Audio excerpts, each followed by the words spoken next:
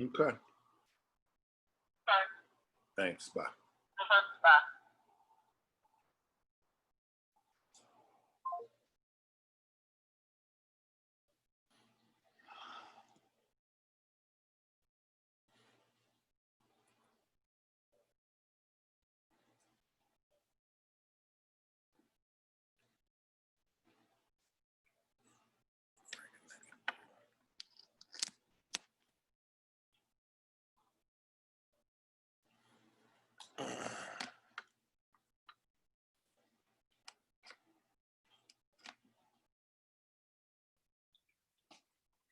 Work. I get to God, you blessed no.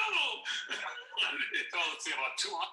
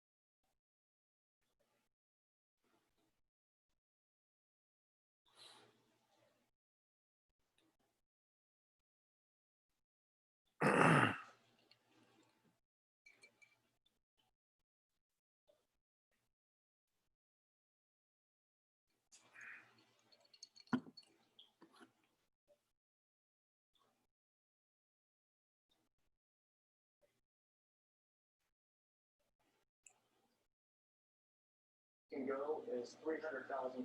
So I wanted to present the offer to you to share with your seller.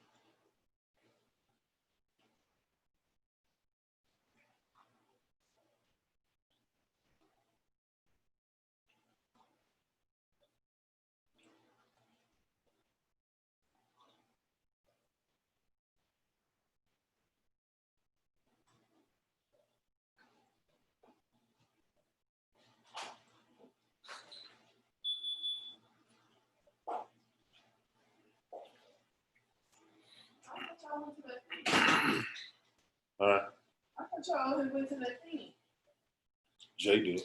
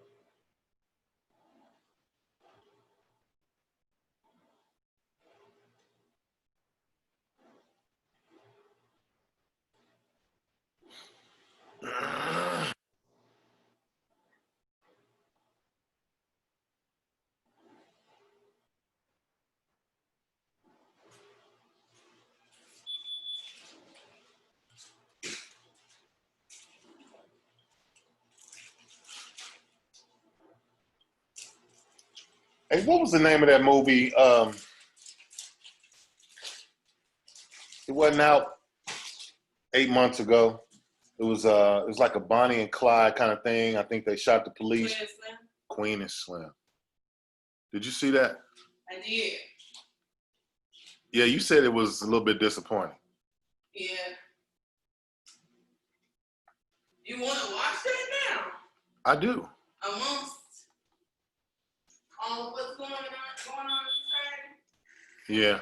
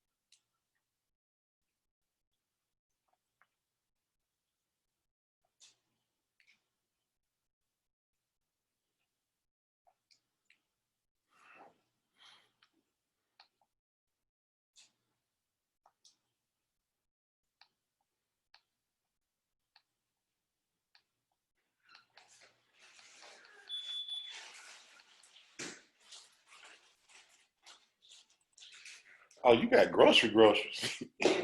Is that it? Where's your bag? You ain't get no bag or take no bag? I don't know. I think they upstairs or something. But no, I didn't get any bags or anything. I'm going vegetarian for the month of June. Oh, really? Yeah, Okay. so. We gonna see. I mean, not even just vegetarian, like low carb vegetarian. You did that before? I did it in January. 10 pounds in January. You did? No, so now that I'm working out, I'm just trying to do this, both of them together. Go from there. Yeah, that should make a big difference, huh? Yep. I grabbed that. But I'm eating some sushi today. Did you eat the Sushi. Mm-hmm. Nope, I didn't eat it. She let me taste it. I was like, nah, I'm all right.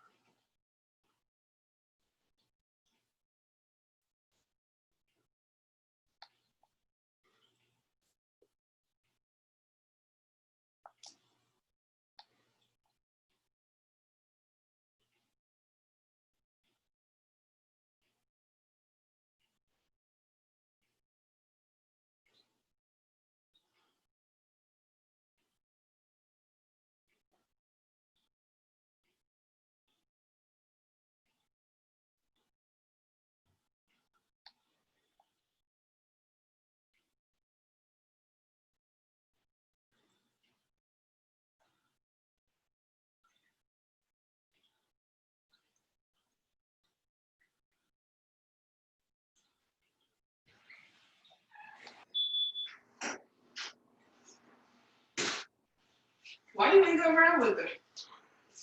They were your cousin. Yeah. I was gonna go to work late and just stay out because sometimes I'm out there by. She lives. You ain't never been out there. Mm-mm. She lived way out That's by what I just said. Sugar Hill. And sometimes I have a crew or two out there. So you had already been out that way? Not today, I hadn't. But I mean, I was up that way. I was just more east. I would have had to come all the way across. But I said, well, I'll just go home and host a meeting. Let one of us represent. Got it. Do you like sushi? No, I don't. Oh, But you know what? I think you motivate me. I think I'm gonna do. I don't know if I can go vegetarian though all month. When I did inject salt, there was 2 times I ate meat. I went to a Like you don't eat fish or chicken or nothing. I ain't eat none of it in January. I went to a pharmaceutical rep dinner, and it was at the steakhouse in Ohio, and they were saying like that was the best steakhouse in Ohio. So I ate a steak there. I ate a steak. I ate a steak. Enjoyed it too, didn't you? I enjoyed it, and then we had pharmaceutical reps. Like pharmaceutical reps would come every week, but my doctor who I was rotating with, she's vegetarian, so they always have vegetarian options. Her staff that last week had got Mediterranean food, and they got like lamb, and so I ate the lamb. Mm.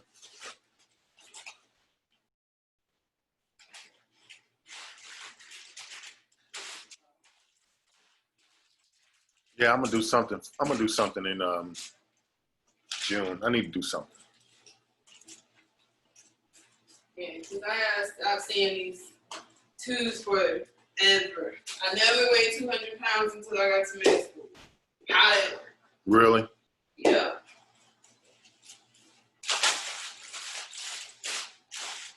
What's your ideal? What you want to get down to? Like, girl. But honestly,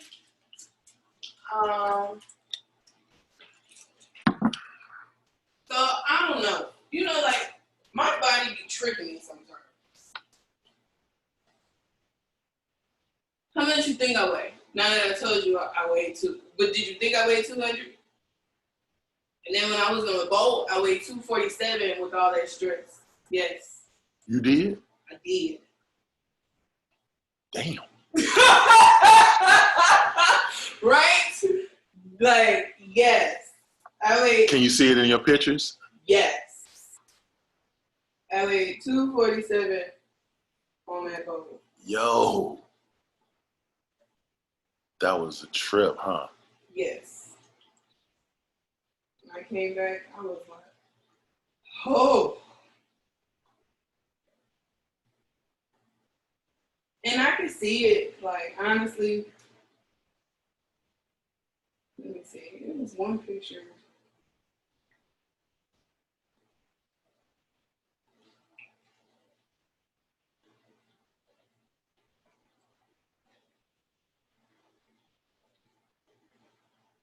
All right, so.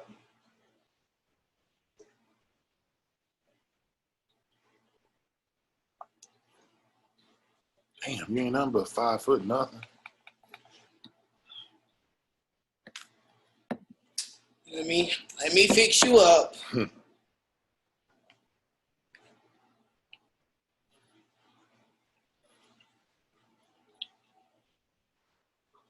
Now, look at the dress and how it sits, though, right? Mm-hmm.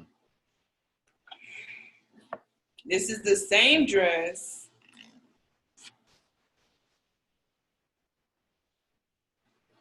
Just the semester before it. Where's that trip at? Where did we go?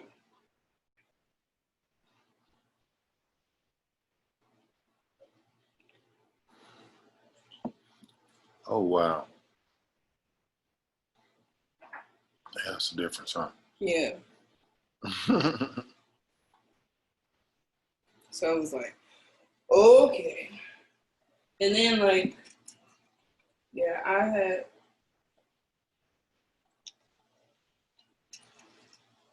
I don't necessarily know if I want to get back to this small or not. It was 167 in that, though. Dang, you was thin there. That's your high school skinny there, ain't it? But that ain't I was 24 in that picture. I know. That looks good on you. What's wrong with that? Yeah, we'll see. So I think that's like the goal. As long as I increase my fitness. Mm-hmm. How's your recovery time and all that coming? My foot is good. My hip is all right.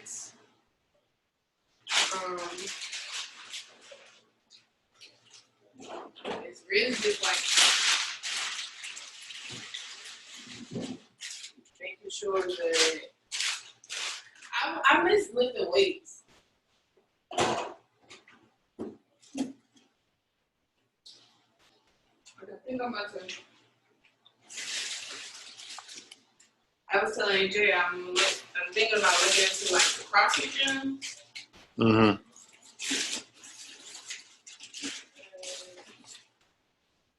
If not, just getting back to my LA Fitness membership. Yeah, I loved LA Fitness. I used to like the racquetball and the swimming. Oh, you play racquetball too? Oh, I love racquetball. I grew up on racquetball.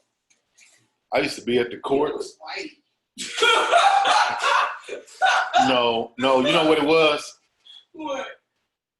It was the substitute because I loved basketball and I was scared of basketball in the off season. I didn't want to tear up a knee or anything playing. So I switched to racquetball because it was all about changing direction, explosion, hand-eye coordination. So it really fit. And you know the injury risk were much lower than jumping up on coming down on somebody's ankle, tearing up because I saw a quarterback get hurt. That's how my ankle got messed up. In the off season, and I said, I'm done. I'm not gonna play basketball. I'm gonna play racquetball, and I loved it. And so I used to go over to the Forest Park, the open courts out there in Forest Park. Anywhere I could play, me and my boy used to play. And then I got LA Fitness and used to play over there. But I thought I was decent. I used to run up to some of them dudes. They was They was killing it. He was like, oh, I'm sit this one out. I'm like, they backhand, they placement. They was 2 inches off the front wall. I was like, yo. Hey, yeah, I ain't never played the racquetball. But I've done sprints before. On the racquetball court? Mm-hmm. How you gonna sprint on a little bitty racquetball court? Been in suicides. That court ain't big enough. What's happening? What's up? What's up? What up, bro? Not much, man. Figured I'd get in here a little bit early today and try to make sure I had no technical difficulties. Yeah, I hear you, man. Yeah, just watching the news here about the stuff going on in Minneapolis, man. Yeah, bro, it's Oh yeah. it's a lot going on, man. The good thing about it, which is so totally different, is the mayor is moving, and you know he actually said today it was murder. Yeah, I heard him too say that. Yeah, so I was listening to the prosecutors. They looking for more video and looking at stuff, and it's obvious. Man's got his knee for 10 minutes on his neck there. Man's handcuffed on the ground, saying he can't breathe.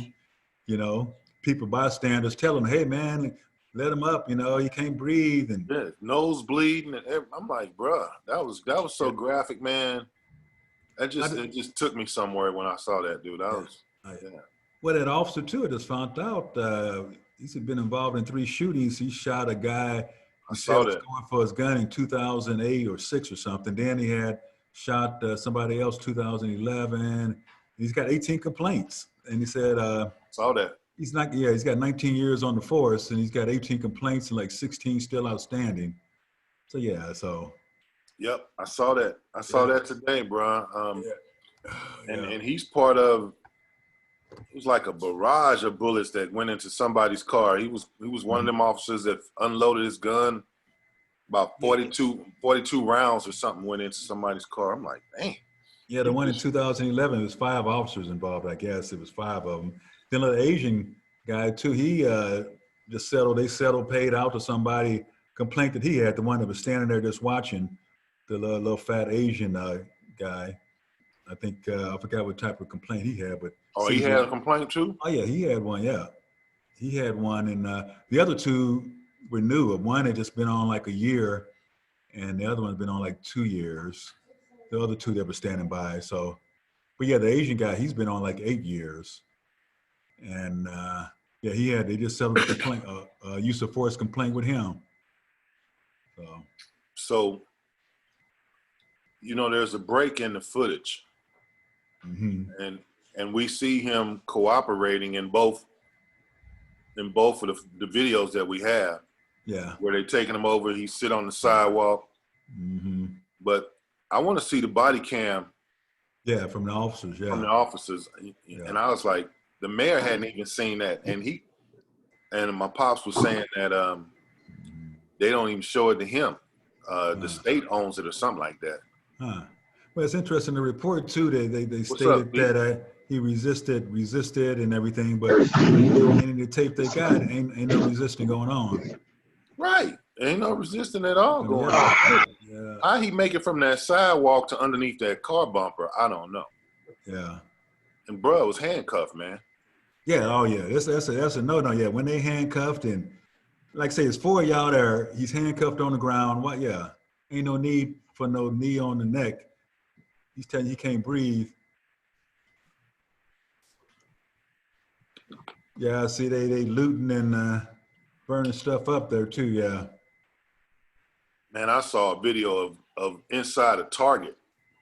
Yeah, oh yeah. They said they were lined up at Target, driving the car up, just hauling all kind of stuff out, man. Dude, they was walking around inside Target, man. It looked like a bomb went off in there. Oh Lord. Man, crazy. Yeah, it is. Definitely crazy, dude. Yeah. Crazy times, man. Oh, At yeah. the same time that dropped, wasn't it the same day when the lady in Central Park was calling? I think the it was, police? yeah. The same day, I think they sent with her dog. Yeah, the guy was in Central Park there, the same thing. I just looked at one today in Minneapolis. Young kids was in the gym working out, and this white guy comes in and questioning them if they were leased in the building and all. He called the police on them. So Nowadays, bro, that's assault. You call the police on somebody here, they should arrest that lady, especially the Yeah. acting job she did. oh yeah. She got all hysterical, man. This black man's threatening me and my dog. Send the police. I'm scared. I'm scared. Send the police. Yo, she about hung the dog. Oh yeah, the poor dog. Yeah. The animal rights people was hot on her, like they took the dog. They was more worried about the dog than they was the black man. Oh yeah. Exactly, bro. Oh, yeah. They was more about the dog, like. Yeah. Yeah, it's just getting bad from Ferguson, New York. What's his name? They couldn't breathe in New York. They choked him out, and yeah. But it's been bad for a long time. It just ain't been recorded, you know? Yeah. Oh yeah. That's Well, a the lot of this stuff too. Yeah, even with the recordings, because the guys in where was that? They just got off in Baltimore. The Gray case. A lot of the officers got off on that. So it'd be interesting to see if they charged at least the one officer with the knee. You know, see if they charge him. Well, see, like I was talking to Pops, and he shedded some light on it because he said in Baltimore, you know, that lady, the district attorney or whatever, she went at the prosecutor. She went after them and had them heavy charges on them. Yeah. Murder. He said it's hard to prove murder. Yeah. So what they do is they drop those charges, and you know, they walk out of there scot-free. So Oh, yeah. you can't put those murder charges on the man because you have to Yeah. stay in his heart. He walked out of his house today and went over there and tried to murder that man. So you may be looking at manslaughter, but you know, Yeah. That's the thing, the double jeopardy. Yeah, once they put that one charge, they can't go back. can't go back. Yeah, on double jeopardy. Yeah, so they got. It's tough to prove that that man tried to murder him. Yeah. You know, that was the end result. Yeah. So once I began to understand that, I'm like, man, that's a slippery slope, man. Yeah, I'm glad I ain't out there dealing with all this stuff no more, man. Did my time. Yeah, I'm sure you got your share of stories too, bro. And like I said, I've seen the racist cops and, you know, the ones that like to work in the black community and the racists. Oh, yeah. Oh, Tony, you was a cop? Oh, yeah. I was 32 years, man. Oh, wow. Mm. I did 7 years in Oklahoma City and 25 in Seattle. Mm. Yeah, so yeah, man, in Oklahoma City, man, the white cops couldn't, you know, northeast side was where all the blacks lived, and that was the only place in the city we had two-man cars. Every place else in the city, it was one-man car. The black neighborhood, you know, it was two-man car. The white boys love to work on the black side, northeast, and harass and arrest the black folks. It'd be funny, you know, they'd be, you know, we roll up. I worked over me and my partner. We were black, and we would roll up, and you know, all that shit would cease. You know, once we arrive on scene, you know. No conclusive proof, correct? You had a two-man car, Tony? No, I was one man. Northeast was a two-man car. But I used to ride over there. It was two guys that worked there. When one of them was sick or off and stuff, I would go ride with the other one over there. Yeah, that seems to get they them white boys, man. But the thing is, you know, and like saying in Seattle, I did a background where we hired officers, where I hired a bunch of officers and stuff. But a lot of them just ain't around blacks, man. They live in them little towns where ain't no blacks. They go to school with no blacks. They don't know the culture and stuff, you know. They just get to overreacting and stuff. Pales compared to the danger of suburban actions now. You know, I know when I used to go on call, you know how our people are. We like to get loud and curse and moving around and express ourselves a lot. You know, but the white officer ain't never seen that. He go up like he's scared. He's scared like, oh shit, they gonna hit me, man. I better do something, you know. Like I tell him, man, that's where our people are. They like to express themselves, man. He's just talking. He got his buddies over there looking. He's just showing out in front of his buddies. I just tell him, let him talk, just as long as he don't put his hands on you. If he put his hands on you, that's a different story. But yeah, the white boys they ain't used to that. Like, you know, me coming from the hood, you see that all the time, guys talking smack. Yeah. Them white guys that ain't been around blacks, like, oh, I'm scared. He's gonna hurt me. And so they roll up on the scene, they intimidated before they even get out the car. Why they get the call? Well, they got the stereotype, you know, that, oh, you know, a lot of blacks are big and muscular, you know, and athletic, and, you know, they may be 5'8", skinny, and, you know, they intimidated right off the bat, and the stereotypes that all you black folks are no good and are criminals anyway. Yep. Yeah, I'm just glad, man.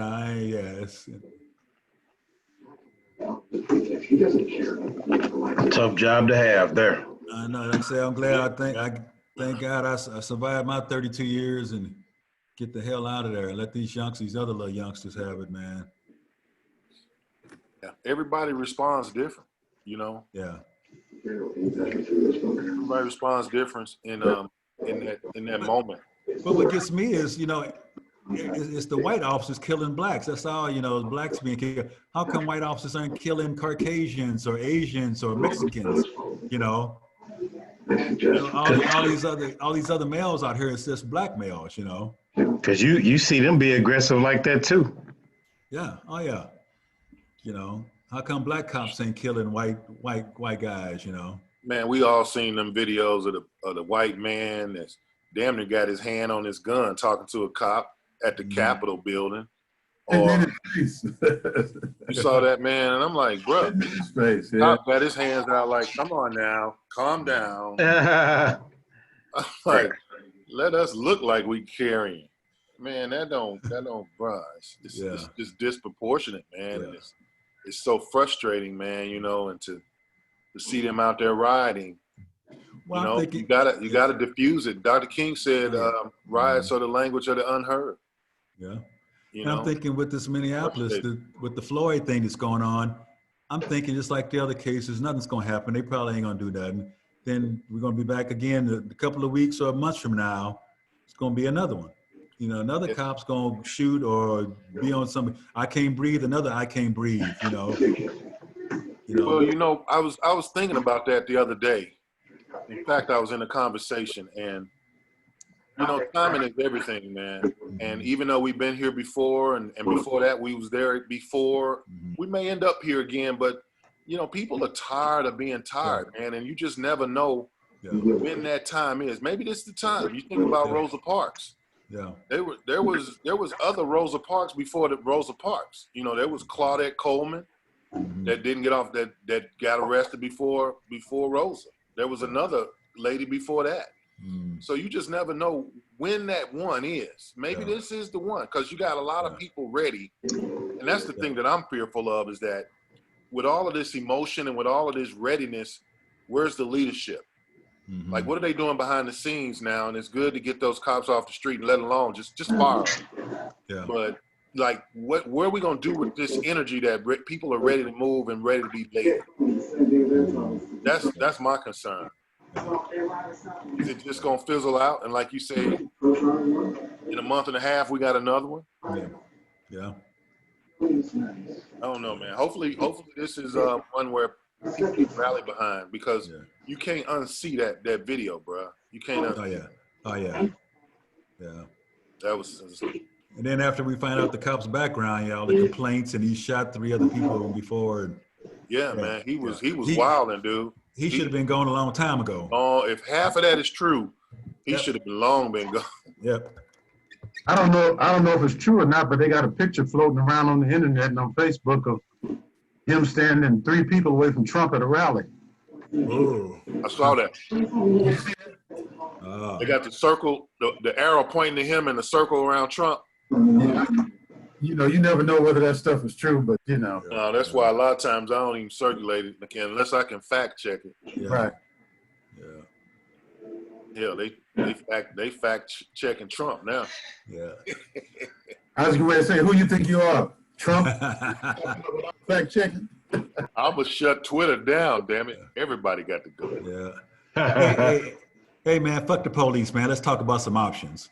Coming from the underground. I can't stand the damn police, man. The police saying the police. I'm sure you done heard that many times in your life, too. Yeah. Can everybody see the screen? Yes, sir. All right. So you're trading into a Friday. Now we all know on Friday what premiums look like, right? They're trash. They're in the dumps. There's no need for you to get your account locked up for 90 days because you won't follow the rules. And there's just so many trades throughout the week. If they had 25 grand or more in their account, they're fine. It's everybody with anything less than 25. And I just want you all to message that to your group on Monday. Hey guys, slow down a little bit, because those emails, and Sabrina, I think, got one. I know Dana probably got a few.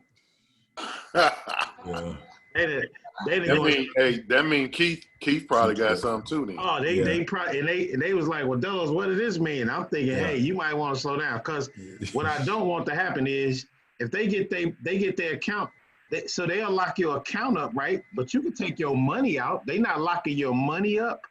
So if you needed your money, you can transfer it back to your bank, you know, and maybe roll in the Charles Schwab for 90 days till you can.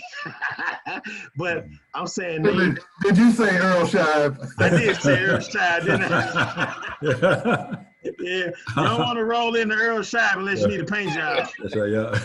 Yeah, but Charles Schwab, but there's no need for them to get, you know, they already getting red flagged. You know what I mean? Like, hey, I've never received none of those emails in 5 years. Wow. They receiving them emails in almost 2 weeks of trading. TD Ameritrade is already slapping them on the wrist. So just communicate that to them, that if your account is under $25,000, and they can go out there on the web, and matter of fact, I'll do it because I want them to be in compliance here.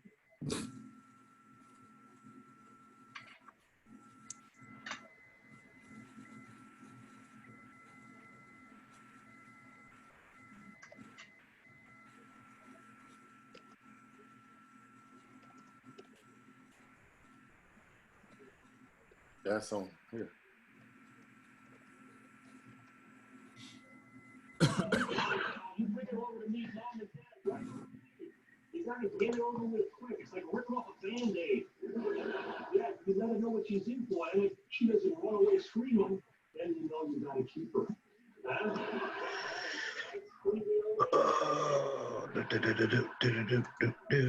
Oh, so here goes the rule right here. Can you all see that? Yeah. How many day trades can you make in a week? You're generally limited to no more than 3 day trades in a 5 trading day period, unless you have at least $25,000 of equity in your instant or gold account at the end of the previous day. Okay. So for all of them that Yeah. don't have that amount, they're exceeding their limit, and most of them probably have received emails from TD Ameritrade telling them to cease and desist. Mm. Okay, so let's define that, because I want to make sure I'm clear, especially when we have to tell the group. So a trade is a trade, right? Because if I got $30,000 and I put out there 3 contracts on Monday, that's 3 trades. Yeah, but you got 25,000 of equity in your account. Okay, but let's walk that down. Say that they got 20. They're underneath the rule. Yep. And they do a $10,000 contract and 2 $5,000 contracts, or they split it up. That's going to be considered one trade though. Okay, that's what I was asking. Right. They buying and selling in the same day, buying and selling in the same day, and buying and selling in the same day. Okay. They rolling In the same stock though. Right. Yeah. They rolling in and out of the same stuff once and twice a day. I don't know what's going on, but I know that when they receive those emails like that, the penalty is a lockout of 90 days, and nobody wants that to happen. So just make sure you jot that down, Gerald, for the call. And I don't know how you can see it on the mobile, but when you log into the Thinkorswim, you can see how many more day how many trades. more? Yeah, and they're pushing themselves right up against that limit. So just tell them to be careful. Bag up a little bit. Don't be as aggressive. I guess once you get 25 grand, you can do whatever you want. You can pedal to the metal, but until then, just be careful, because you definitely don't want your account locked for 90 days. I've only known one other person in 5 years to have it done. I've never even received the email. I didn't even know what she was talking about when she said it. When she said it, I was like, what? You receiving death threats from TD Ameritrade? Yeah, but it is a lockdown for a 30-day period. So what I wanted to show you though is, so the reason why, and this is probably need to be shared with the group as well, that once you get close to Thursday and Friday and you're talking about rolling out of something, great strategy, but look at it in this way, right? I'm gonna show you the benefit of it. On Tuesday, I come in and I tried to explain this to Dana too. She's like, hey, I made $500 last week. I want to make $600 this week. So I was trying to explain to her all the premiums on these short weeks. Sometimes I set up like that. Sometimes things happen in the middle of the week that present you with a better opportunity. And I was telling her, hey, I used to be on the market at Monday at 8:29, be in the bathroom stall, can't wait to push the buttons.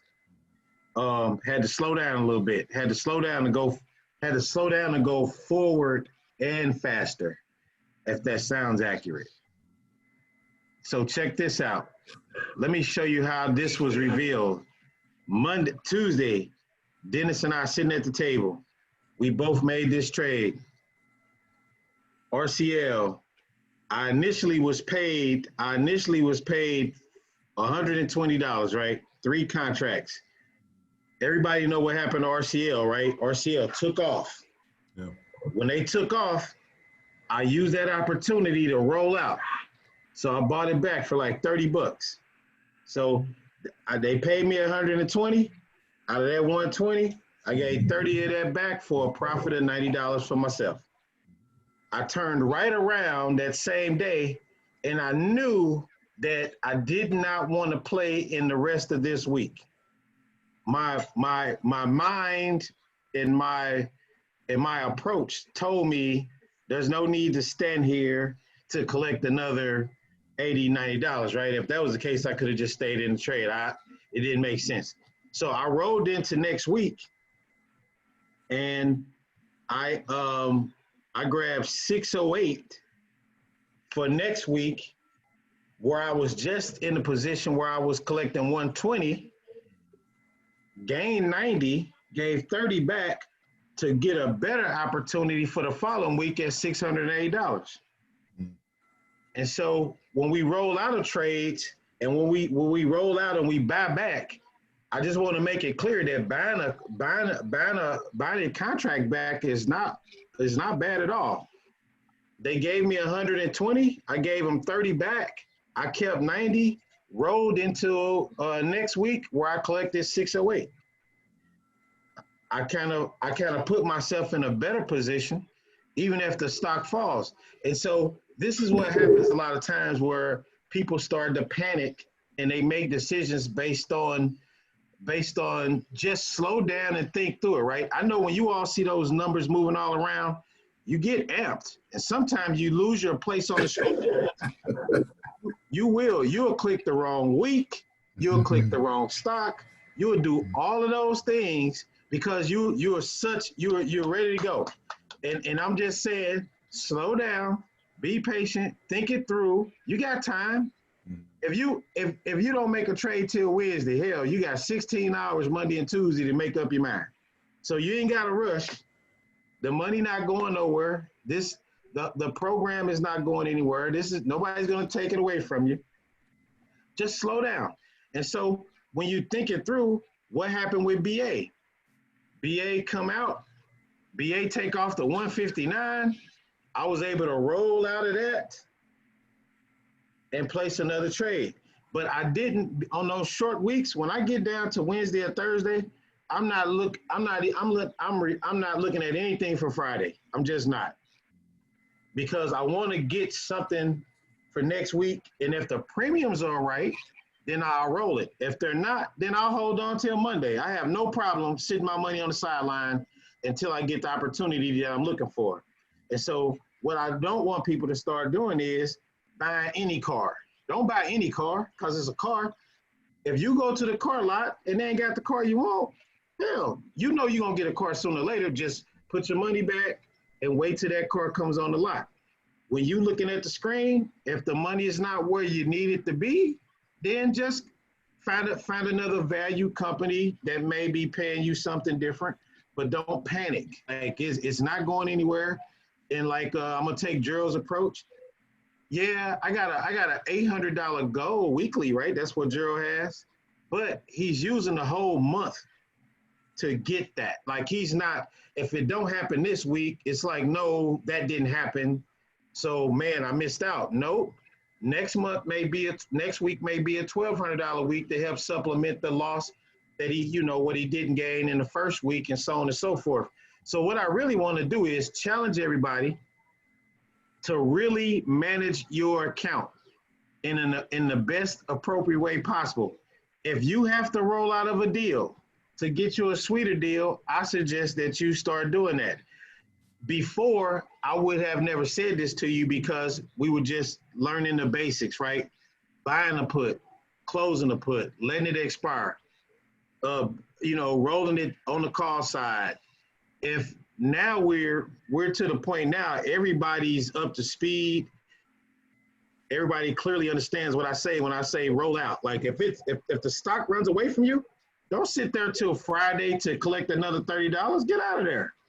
Roll that, get them that $30 back, keep the 90, roll into a Wednesday or Thursday. I mean, roll into something later on in the week.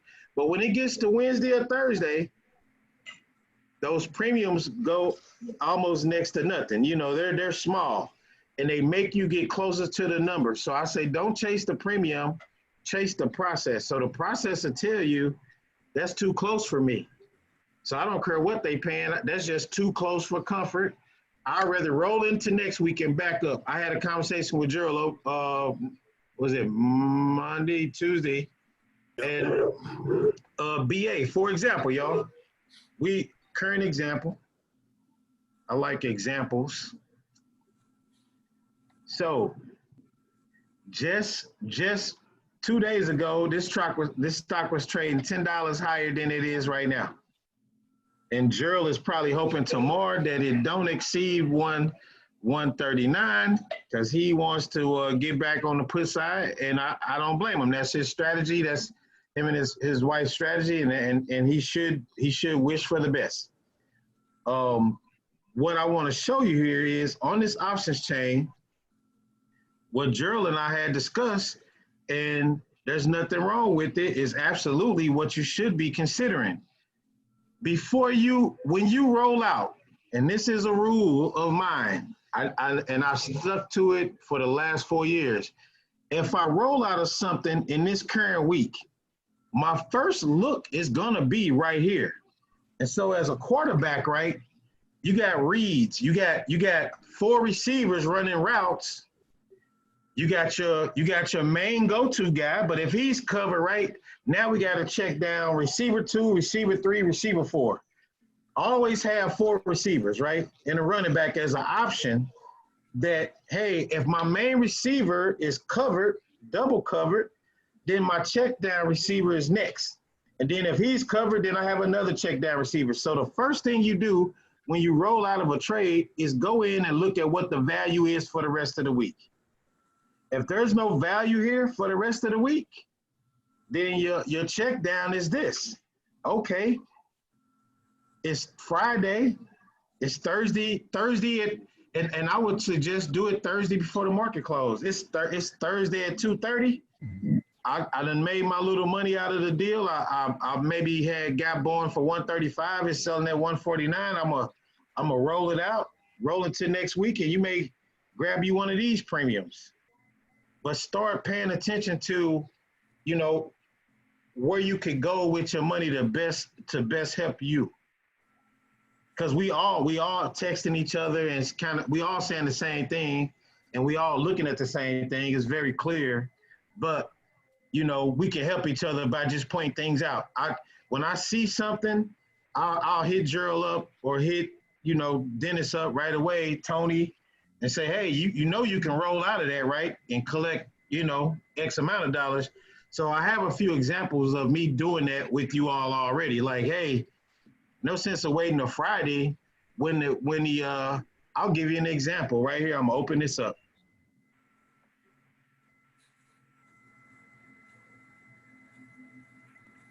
So the individual, and you see how these numbers start changing? The individual that had the 131 put at the beginning of the week, if these contracts are still open, then they held that all week just to receive $10 additional. There was no need for that. You can just give them $10 back and go ahead and get in here while the getting's good. I don't know if any of you saw that on Wednesday or Tuesday. These premiums were up in the $900 range. Did anybody see that? 900, 800, 700. Mm-hmm. So whoever sat back here just to collect, I don't want to get his $25 back. The bigger goal was, look at what you missed by not doing it. But these premiums, I showed them to Dennis, sitting there side by side. Premium 900, 700, 800. And then it just started, as the stock went down, it just started to get, all this was just pushed into the money. But there's awesome, I know Gerald said something about Roku. Delos, on our phone conversation, you said to bring up Roku about rolling out of that, yeah. Rolling out of that. So where are you at, Tony? Let's go look at that. I've got a 120 strike, 120. Yeah. Oh, okay. So that was on the put side where I'm just saying, hey, manage your account, take a look. When you roll out, sometimes you don't have to go into the same week. Sometimes you can get a better deal the following week, which is maybe only a couple, especially if you're rolling out on a Wednesday. If you're rolling out on a Wednesday and you can stay back from the money and the premiums are still good, so be it. If not, check down your other receiver. Yeah, like if I rolled out, I think it would cost me $9 to roll all of it. But for the June 5th option chain at 120 was only paying like $70 or $80 premium. Yep. So you're saying go further out past the 5th probably? So are you? Nope. I'm gonna show you a strategy. I showed it to Dennis this weekend. So what you have a 120 strike right now, Tony? Yeah. All right. So if you get caught, when I say get caught, when you get caught up in the web and your stock is put to you at say 120. So this stock was put to Tony 120, I would say last week or the week before, right? Yeah. Let's look at next week, Tony, because this week you didn't do anything with it, right? Yeah, I just held on to it. Yeah. And see, that's what I don't want anybody to do. Don't get scared. So this is what happens. The stock got put to Tony at 120. Roku was down to about $108, $109 all week. So Tony, and I know what he's thinking, because this is the mistake I used to make as a rookie myself. Tony is scared to put his money out here because he's saying what to himself in his head? I don't want to get his stock back at 113. I bought it at 120, right? Yeah. I don't want to lose any money. You don't want to lose any money. That's what these alerts are for. I just showed Dennis this. If I got a 120, if I got a 120 stock put to me at 120, say this was nothing, right? We hypothetically speaking, this was $9, $10, $11, $12, $50, $60, $70, $80, $90, so on and so forth, right? It's going up. You don't want to get caught. So then sometime when Monday come, this number won't be 107. We all kind of know from doing this for a while, that number might be $60. So what Tony could do right now is, hey, I'm not even going to be greedy. I'm going to take this $94, but I'm going to do it tomorrow. I'm going to take the $94 because if the stock start running up on me, I can always set myself an alert. I just told Dennis, hey, Dennis, did we just set an alert that when Roku get to what number? 115. 115. So I'm going to go get some money, but if Roku start coming, as soon as I get that alert that Roku hit 115, I'm going back in my positions. I'm going to roll now that the stock is from 109 to 115, I'm going to buy that back and I'm going to roll back here somewhere. I'm going to keep running from it because ultimately it got put to me at 120. What could I gain by rolling back, right? If I get caught at 135, that's a $1,500 appreciation value I get. Plus, I'm going to keep collecting the premiums. And that's what I want everybody to understand. $300 from Boeing is spend the same as $300 from Roku. $300 in Roku spend the same as $300 from Royal Caribbean. You just want to manage your account in the ways that personally helps you. So worst case scenario, say the stock dropped by Monday and go to 107. All these numbers are going to change according to that. If it go to 107, these two right here turn white. They will no longer be yellow. They'll be out of the money. 107 will start in the money. So this right here will become probably nothing at all. So how you should play every week is come down here, get the 115 premium, but set your alert so that when the stocks start coming back on you, you can run back. Don't get caught sitting there because you're not looking at the screen every minute of the day.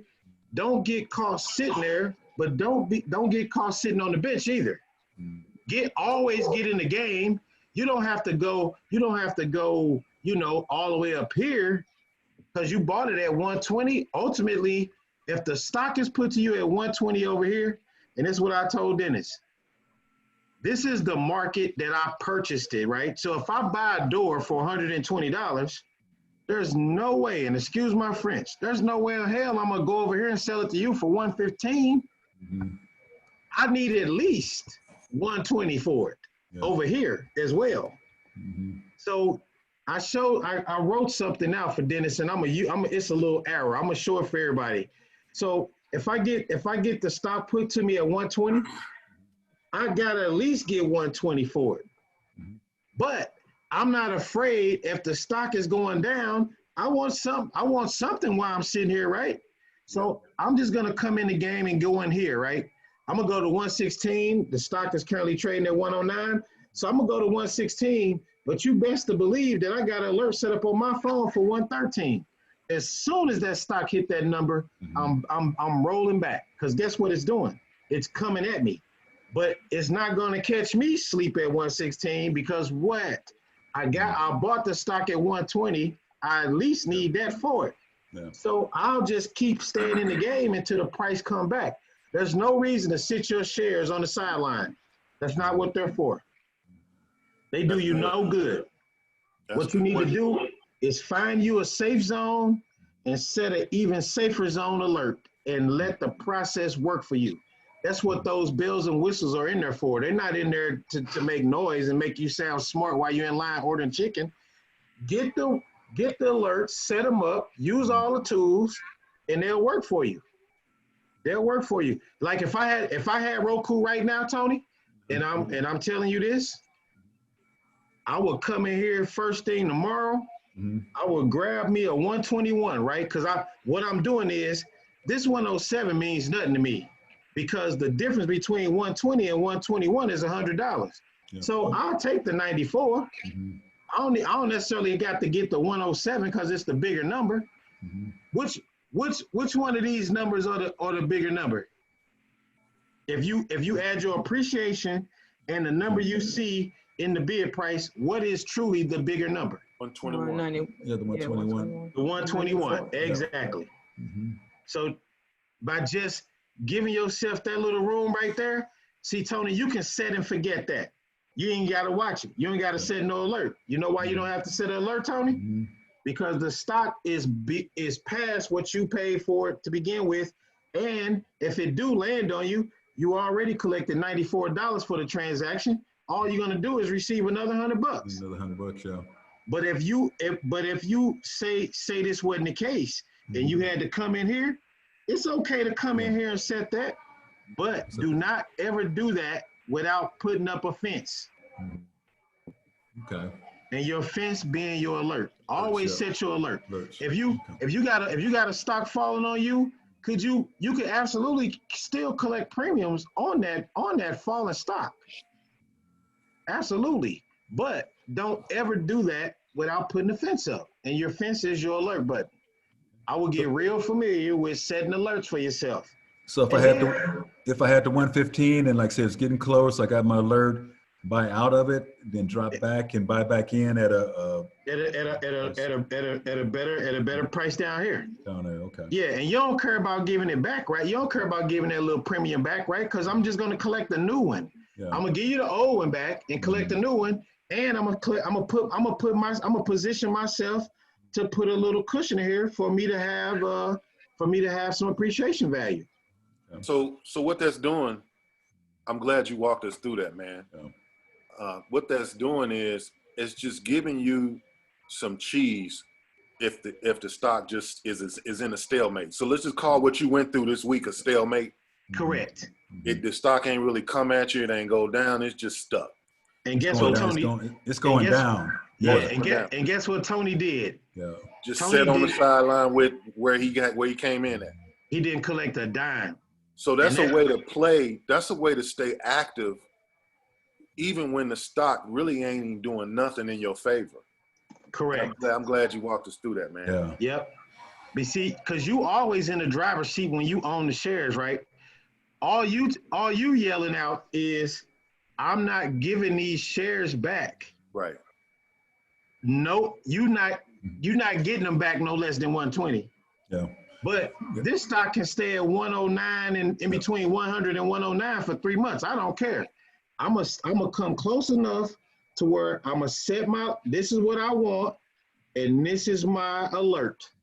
Okay. So I'm gonna come down here. Yeah, I know I bought them right here, but since the stock falling on me, I'm gonna grab that 153 and I'm gonna set my alert at 113. So as soon as my phone go off, I'm gonna go back and roll back. Because Let me ask you a question. You that's your strategy. So what if it's coming at you and it's not coming at you strongly, and you decide like, well, I'm just gonna tune in. I'm gonna begin to watch this now. It's hit my alert, but I don't think I want to give it back yet because it's whatever the reason. It's close to the end of the day or whatever. So if it hits your alert and now basically you just tune it in, now you got to make a decision depending on how fast it's coming.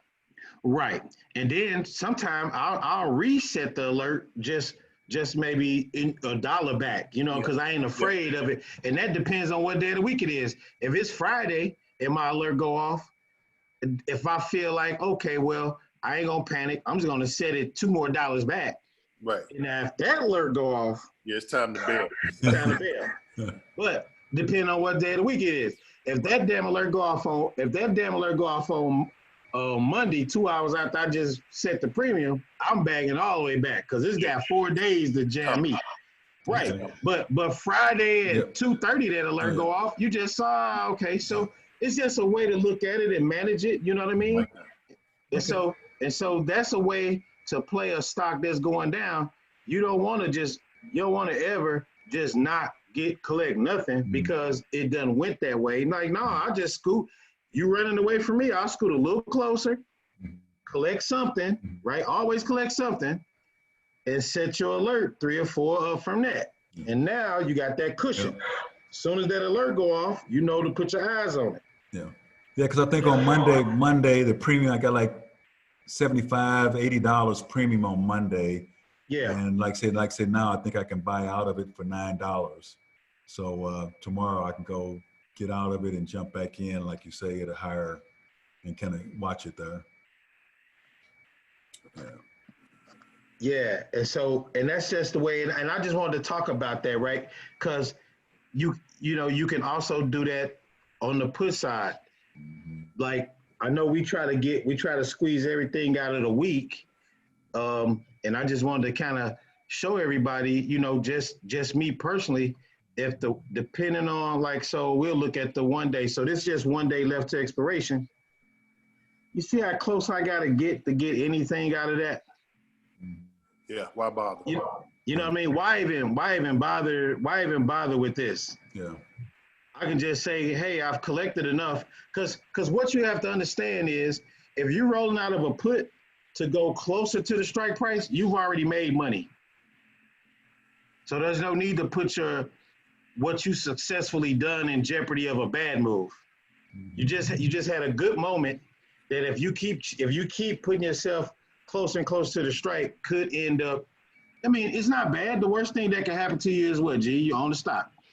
That's it. And like with Roku, if it gets stale on you, then come in here, grab you something, and set your alert 3 or 4 down, just in front of you. And so that's just one thing that I wanted to share with everybody that start utilizing that. But yeah, and if you struggle with it, come tomorrow, Tony, just give me a holler. Yeah, shouldn't be a problem. Yeah, because if you go to next week, that's a set it and forget it moment. Because it's like, hey, well, I'm just gonna grab you got them put to you at 120. You're like, you know what? I'll come in here and grab this 117, 118. I'm gonna give me $150 off of it and set my alert. But if you just want this 94, then you ain't gotta do nothing because it's $100 behind you, and you collect the $94. Yeah. So that's all I got for this week, y'all. I just wanted to show you all how to call and get a personal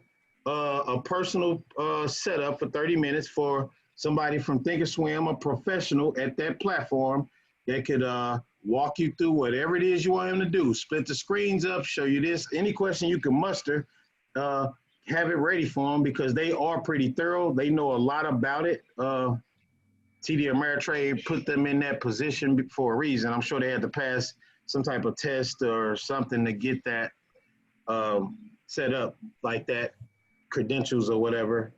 So I just wanted to show you that. Start using that spreadsheet that Jeanette put together. It'll help you all stay very organized, trust and believe what I say. And I just wanted to share this little strategy with you all in hopes that you can benefit from it and knowing that I never have to leave my shares on the sideline, but I do have to utilize my alerts a little bit more, incorporate your alerts a little bit more. I know we've showed everybody how to use them. If you struggle setting them, I know Carmisha could probably walk everybody through them. Gerald, you've been using them? Oh, yeah. Yeah, Dennis, you've been using them? Setting them up too. Yeah. I'm using them now that you showed me. Yeah. Tony, you've been using them? Oh yeah, I got mine set up. I use them both ways, up and down. I use them all around me. All around, yeah. Well, that's all I got for this week. I was thinking maybe we could have a discussion and I may see what the sentiment is of. It sounds like everybody is pretty much up to speed. If we want to just go down to 1 meeting a week, so we don't just bore everybody out. Let's let people have their lives a little bit. But if you all get behind or feel like you need to, two times a week, we can stick to it. But I think everybody pretty much well versed at the grasp of the basic body of the vehicle. So, I mean, there's going to be spinning rims somewhere. Dana and Tony, what's her brother name? Is that her brother? Keith. Keith, yeah. Keith and Dana probably going to add spinning rims to their vehicle. But spinning rim. Yeah. Outside of that, though, they doing good, though. So, I'm a fish, right? Just like I ask everybody, has anybody lost any money? No. Nope. No. And that's a good question. I'll ask that question every week in hopes that I never hear a no. Because if I hear a no, I want to know why. I want to know how. Stay away from them cannabis stocks. Yeah. Oh my God. Yeah. Yeah. Yeah, actually. Gold cannabis too. Yeah. Yeah, gold. Chuck got gold cannabis. Yeah. I was gonna ask Chuck.